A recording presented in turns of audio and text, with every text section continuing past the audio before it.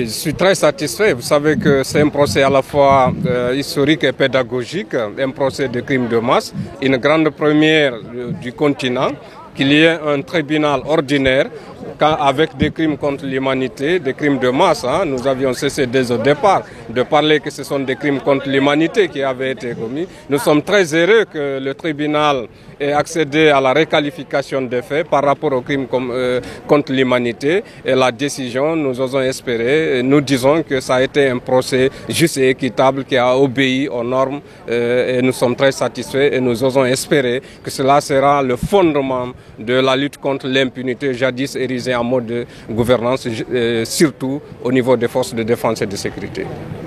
Par rapport aux peines, est-ce que les peines, comment vous jugez les peines? Oui, disons que ça a été suffisamment motivé sur le fondement de traité de Rome. Je crois que nous sommes satisfaits, comme je le disais à l'entame. Voilà, et nous osons espérer que ça servira à un bon cas de jurisprudence, un bon cas d'école, dans le cas de, si vous voulez, dans l'exercice de ses fonctions, d'être légaliste, d'être respectueux des principes universels des droits de l'homme, de l'état des droits, et en agissant, en étant respectueux et en refusant surtout désormais d'obéir à un ordre manifestement illégal. Et vous avez vu le cas des questions de torture sur le fondement de l'article 5 de la Déclaration universelle des droits de l'homme et citoyen.